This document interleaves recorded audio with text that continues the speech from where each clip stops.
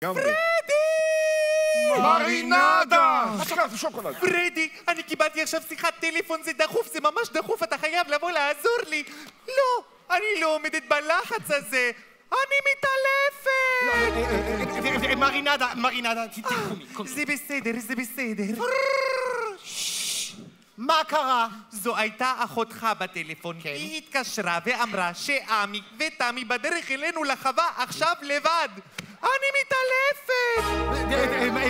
מרינדה, קומי. זה בסדר, זה בסדר. את רוצה להגיד לי שעמי ותמי בדרך לכאן עכשיו לבד? כן, היא התקשרה ואמרה שהיא שלחה אותם לבד כי היא ובעלה לא יכולים להגיע. למה? כי הם מחפשים עבודה. לא, אני לא מאמינה. עמי ותמי בדרך עכשיו לחווה ושום דבר לא מוכן. אני מתעלפת! לא! בסדר, בסדר. מרינדה, קומי מרינדה.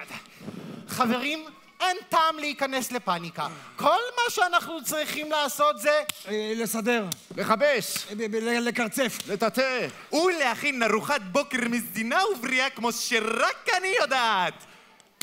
נחום, תקום! לא ישנתי! עולה!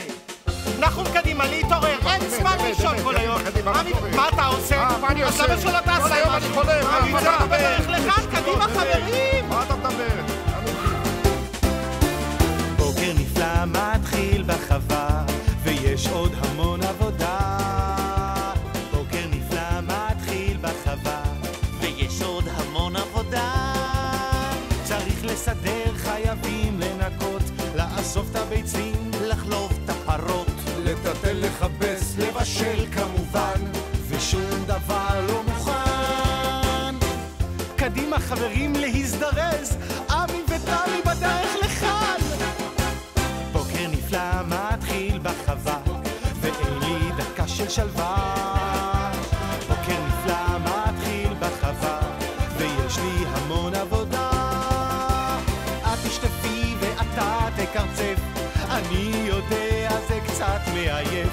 נדאג שיהיה פה מזמין ונעים עם שלט ברוכים הבאים. הבוקר צריך לקחת דקה ולנשום נשימה אחת עמוקה, לראות את היופי שפה מסביב, לטעום, להריח וגם להקשיב.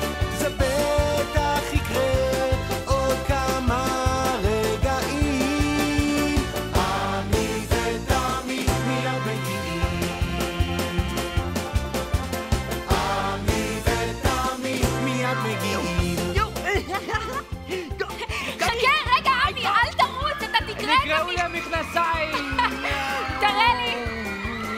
זה קרק קטנטן, אני אתפור לך על... בוקר נפלא